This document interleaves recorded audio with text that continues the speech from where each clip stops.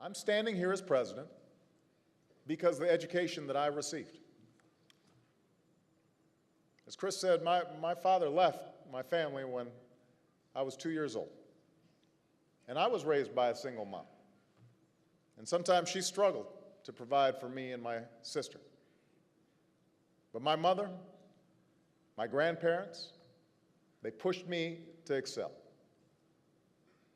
They refused to let me make excuses, and they kept pushing me, especially on those rare occasions where I'd slack off or get into trouble.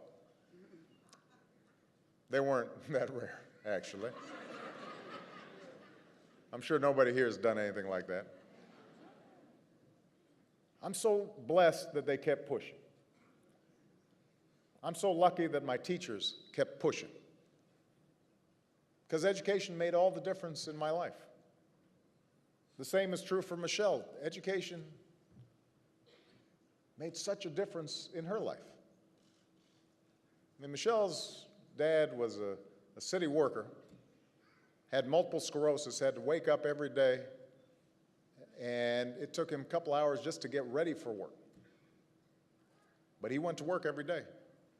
Her mom was a secretary,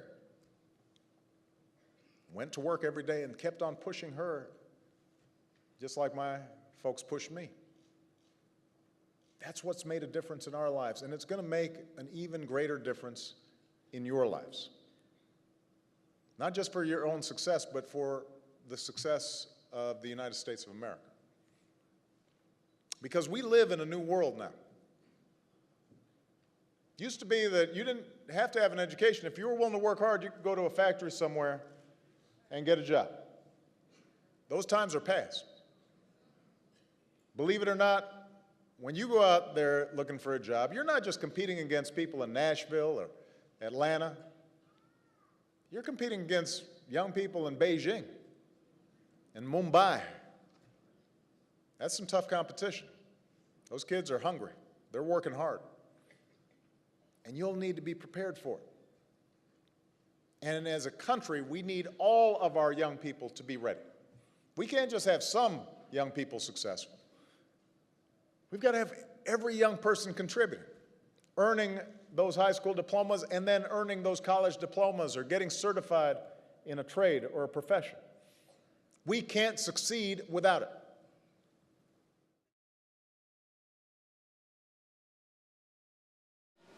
This passion keeps me going every day, knowing that I'm part of something so much bigger, so much more important than just my own individual wants and needs. And that's the third value I hope that you will all embrace. To find that passion within yourself and follow it wherever it takes you. And with all of the classes and the extracurricular activities and the experiences that you've had over the last 4 years, this university has given you so many chances to discover that passion. But understand that the process of discovery doesn't stop when you leave this campus. And I know that from my own experience. Back when I graduated from college a very long time ago, I was certain that I wanted to be a lawyer. So I did everything I was supposed to do. I got my law degree. I went home and got a job at a big fancy firm in Chicago. By all appearances, I was living the dream. But the truth is, all the while that I was climbing, I knew something was missing. Sure, I was working up in a tall building downtown, but when I looked out across the skyline of the city, even though I could see the community I had come from way off in the distance, I was so far up, so far away that I couldn't feel that community. I felt like I was beginning to lose that connection to where I'd come from, and I realized I didn't want to climb anymore. I wanted to be grounded, working with the folks that I knew, folks like the ones I grew up with. I wanted to be mentoring young people. I wanted to be helping families put food on the table and a roof over their heads. I wanted to be giving folks the same kind of chances that I'd had. So I did something that shocked my friends and my family and added about a decade onto my student loan debt. I quit that job Yes, crazy me. I left that high-paying firm to go work for the city government. From there, I moved on to lead a nonprofit organization called Public Allies, helping other young people pursue public service careers. I wasn't making nearly as much money, and my office wasn't nearly as big or nice, but I was working with terrific young people and colleagues who inspired me.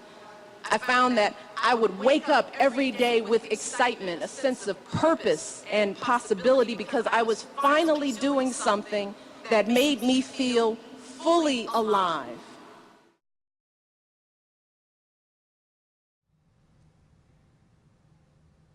So yes, class of 2011, change will be a constant in your lives. And that can be scary. And that can be hard. And sometimes you'll be tempted to turn inward, to say, what's good enough for me is good enough. Sometimes you'll be tempted to turn on one another, to say, my problems are the fault of those who don't look like me or sound like me. Sometimes you'll be tempted to give in to those voices that warn, too hard, don't try, no, you can't.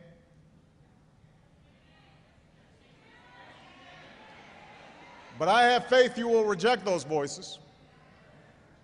I have faith you will reject those impulses. Your generation was born into a world with fewer walls, a world educated in an era of information tempered by war and economic turmoil. And as our globe has grown smaller and more connected, you've shed the heavy weights of earlier generations.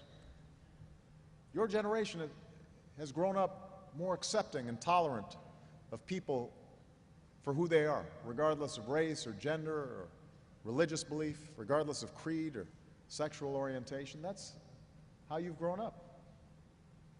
You see our diversity as a strength, not a weakness. And I believe those life experiences have fortified you, as earlier generations were fortified to meet the tests of our time.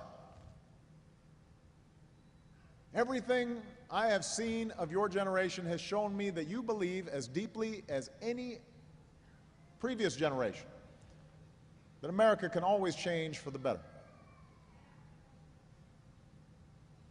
Class of 2011, you and your generation are now responsible for our future. I'm only going to be president a little bit longer. You are going to be leaders for many years to come. You will have to make choices to keep our dream alive for the next generation.